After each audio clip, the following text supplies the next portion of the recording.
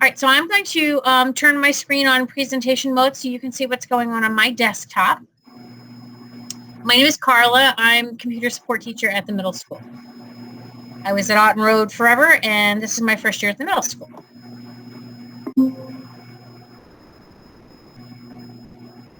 So first thing to be aware of when you're using BrainPOP with your kids or yourself, you should always sign into BrainPOP using the single sign-on feature.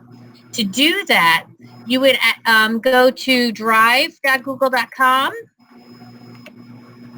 and then you would access from the 9-pin app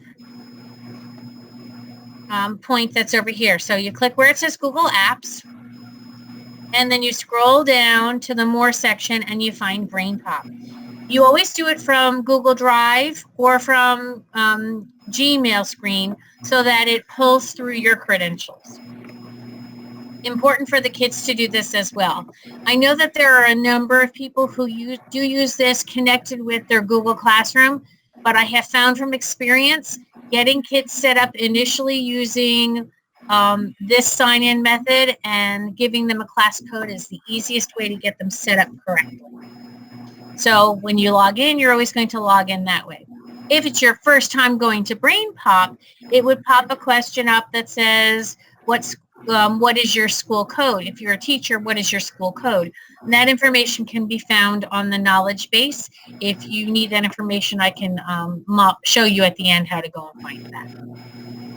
Okay, the most important pieces for you to be aware of in using this as an asynchronous tool is using the dashboard. So I'm going to open up my dashboard. And from the dashboard, you would create a new class by clicking on New Class, giving the class a name,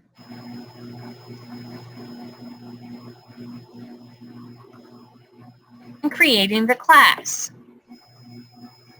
When you create the class, there is a class code that is automatically generated for you. That is the information that you would give to your students to get them to join your class. So when students sign in and they are on the main BrainPOP screen, and it would look something like this, they would go to the Enter Code button and they would type in the code that you give them. That's what ties them to your roster.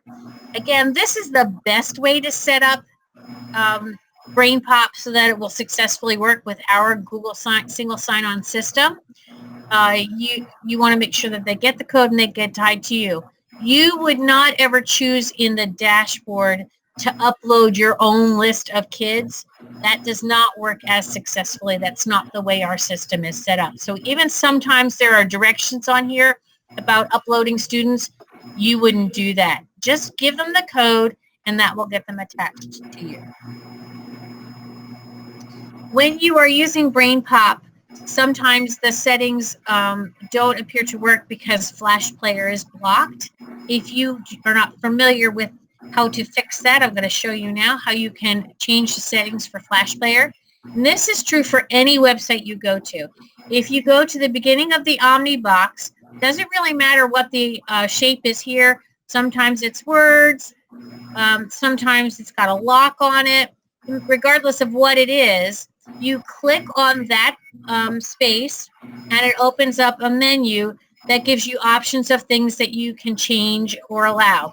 If you don't see the Flash Player option here, you might need to go into Site Settings and find Flash Player on the list. You want to always allow it, and you can tell your students as well, this is a safe thing to allow. Flash Player is what allows the graphics to play, the videos.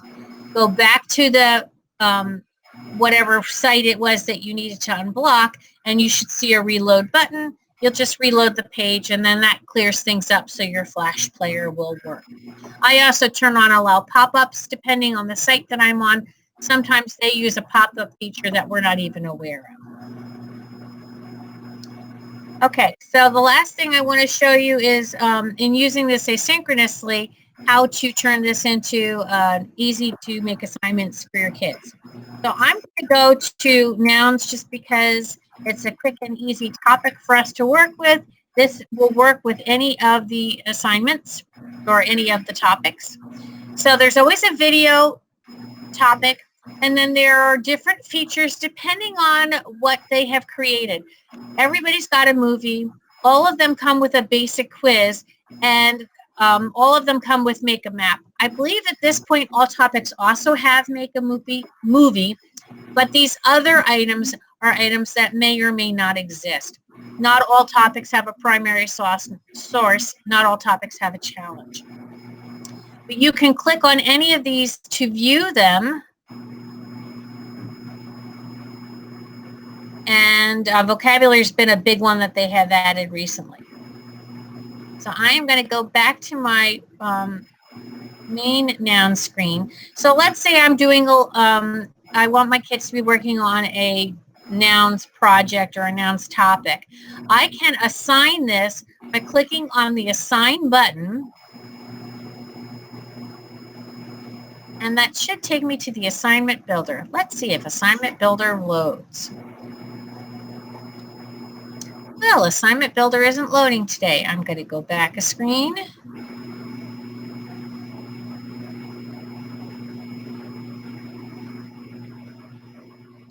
And my assignment builder didn't want to work.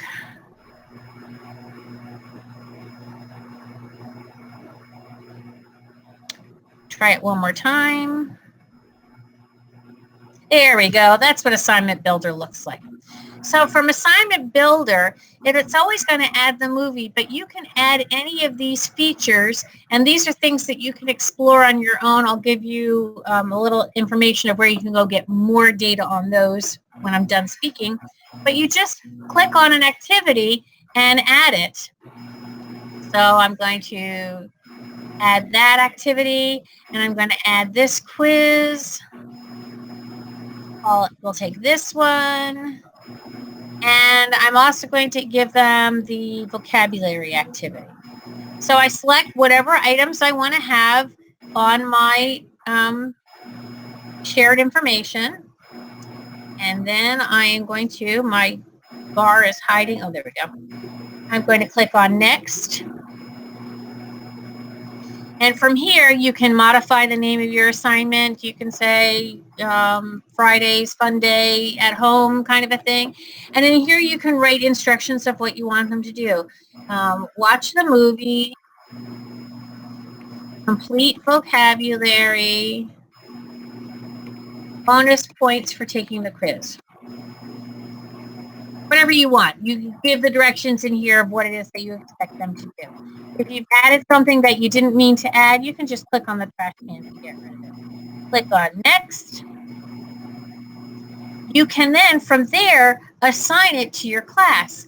So if you're a person who's teaching 3 sessions of literacy, you can assign it to all 3 of your literacy classes at the same time. Of course, the class I clicked was the one that didn't have any children in it. When you have children already joined to your classes, oh boy, good example. That one has lots of kids in it. You can add another class if you have multiple classes. You can also say, give it a due date that's optional. And you can also say, I want to put this, you could put this whole thing together, but say, don't show it to the kids until next Tuesday. You can tell them when they can do it.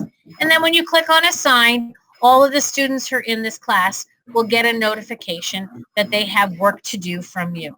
I am not going to click on assign because I actually have real students in this class. These are children who do exist in our school district.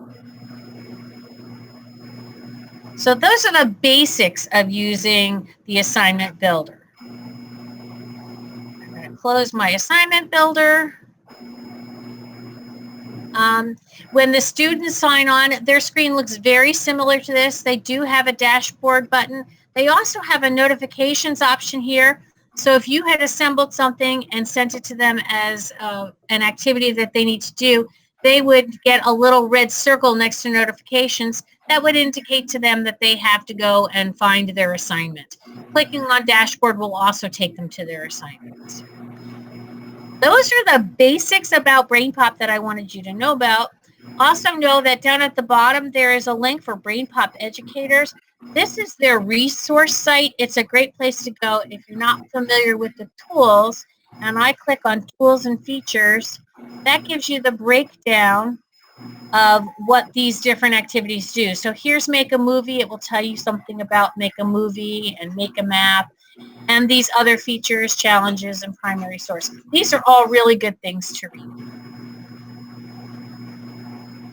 Does that help you at all? Do you have any questions that you would like me to cover for you? That's pretty much all I have to share about BrainPOP. If you have any questions, don't hesitate to reach out to your computer support teacher. Okay? All right. I'm off, going to a faculty meeting. Bye.